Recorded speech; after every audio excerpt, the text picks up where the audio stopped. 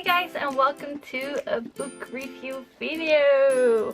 Today I'm gonna be reviewing On the Other Side by Carrie Fletcher. For those of you who don't know, Carrie is a YouTuber. She has a channel called It's Way Past My Bedtime, and I love her videos. I watch them all the time. They're really fun and nice and like really uplifting and really positive, so I really love her videos, and this is the first like fiction book that she's published, so I had to buy it right away and read it right away, and I loved it. It's different than what I expected, but in a really good way. I really liked it. So first of all, the cover is quite pretty. I really like it. I also like that it's a bit shiny. Oh, and my battery's flashing.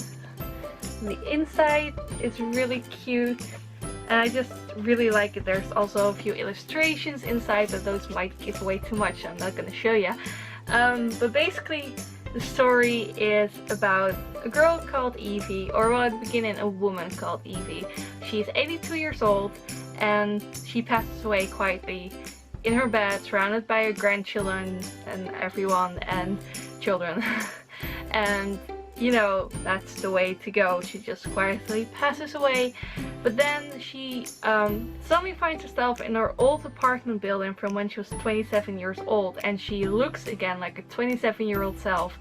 And she comes across the doorman of her old building, who says that she's basically in purgatory, and she, you know, if she wants to go into heaven, her own personal heaven, she needs to open the door to her apartment, which is apartment 72.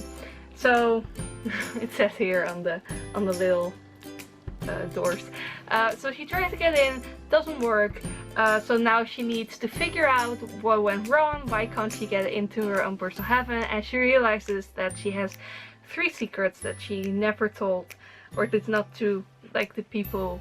There are a lot of people that she kept 3 secrets from, and she knows that there are 3 people she needs to like visit as a ghost to make everything right again. So there's this wall where if she goes through there, she can kind of like visit the living, and they can't see her or anything. She's not gonna haunt them as a ghost, but if they're sleeping and she tells them a story or whispers something to them, they're probably gonna hear her and it's gonna sink in, and because they'll have a dream about it. But anyway, I thought that was really interesting. Like, that's the premise of the book. And then basically you have bits where Evie thinks back to when she was 27, so you kind of get like her story of when she was 27 years old, which was a huge changing point in her life, because she met this guy, I believe his name was Vincent. Gonna check before I say it all wrong.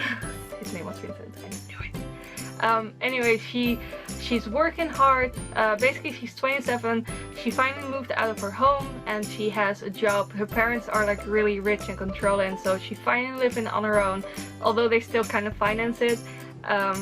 And she has a year to prove to her parents that she can, you know, get a job and follow her dreams basically, otherwise she'll just have to agree to arranged marriage that they arranged for her.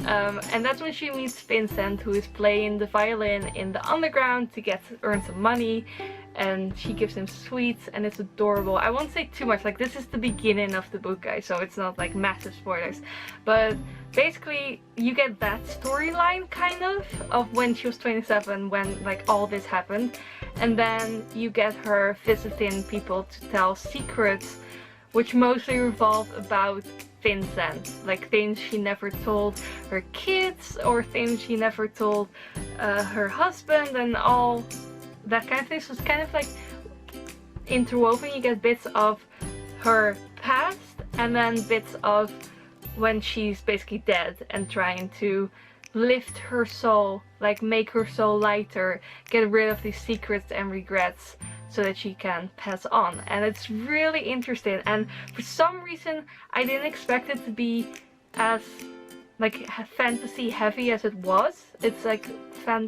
fantasy realism, I think that's what you call it, because it's not like, oh look, there's fairies and everything, and look, I can do a magic spell, but it's things that shouldn't exist. It should be like really weird. It shouldn't work because it's like fancy. It's magic in a way, I suppose, but people are just like, oh, okay, it makes sense. For instance, that a drawing like comes to life and stuff like that. Like not really like evil monster coming to life drawing, but they start moving and stuff like that. That should, or like that maybe for Evie makes sense, but for kids it should be really weird, and they know that, but it still makes sense. And I know I'm not making sense now. Anyway, you have to read it to figure out what I'm rambling on about. But anyway, there's more fancy in it than I assumed, and I really like that. And yeah, it's really like, it's somehow lighthearted, even though like Evie went through some stuff, but it's really cute and sweet and sometimes like really dramatic, and you really start to care about the characters, at least I did. And yeah, it's just a wonderful book. I don't really want to say anything more because I'm afraid I'll spoil way too much if I do. But if you like romance stories, definitely read it. If you like kind of normal-ish stories but with more fancy and more like kind of like fairy tale-ish, I guess, also definitely read this. It's really, really good. Yeah, and I really recommend it. I'm glad that I read it. And there were some bits that I, again, like when I said I didn't expect as much fancy, there were some bits that, like I said, that the grandchildren would come across something, or the children would come across something that, you know, can't happen in real life. And for some reason, that at first it kind of like put me off, that they were like, oh yeah, sure, that makes sense.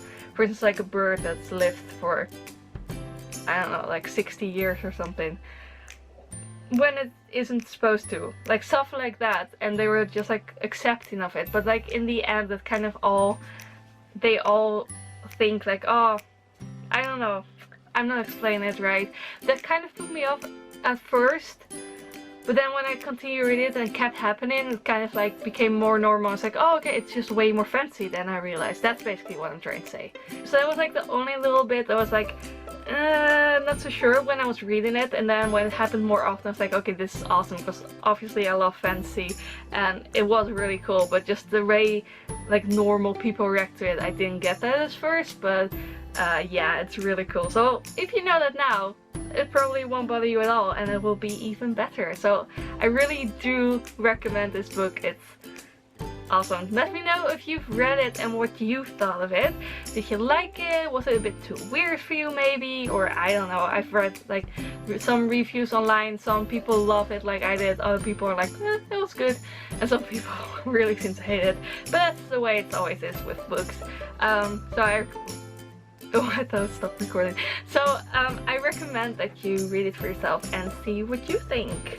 I will see you soon with another video. If you like this video, please give it a thumbs up. And if you haven't already, please do subscribe. You make me really happy. Bye!